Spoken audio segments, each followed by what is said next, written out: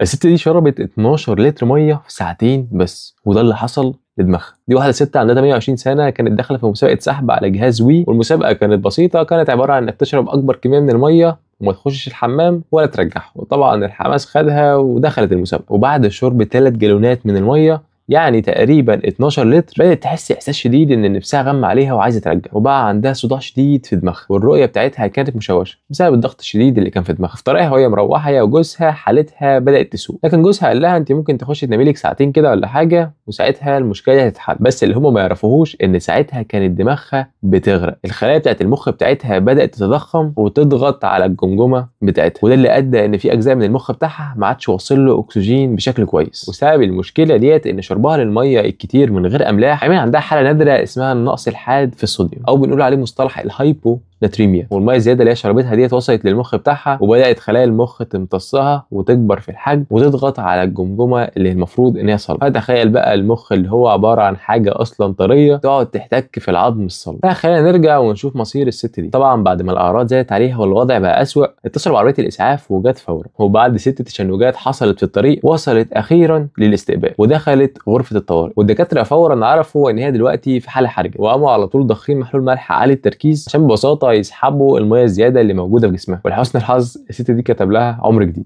بس بعد الموضوع ده اتعلمت درس قاسي جدا، لان شرب الميه بكميات كبيره في وقت قليل ممكن يدخلك في حاله من حالات التسمم، واللي بيعرف بتسمم الماء. ولو كانوا استنوا على الست دي شويه كانت زمانها ودعت الحياه. في الاخر شير الفيديو ووعي الناس اللي انت بتحبهم علشان يعرفوا مخاطر تسمم الميه.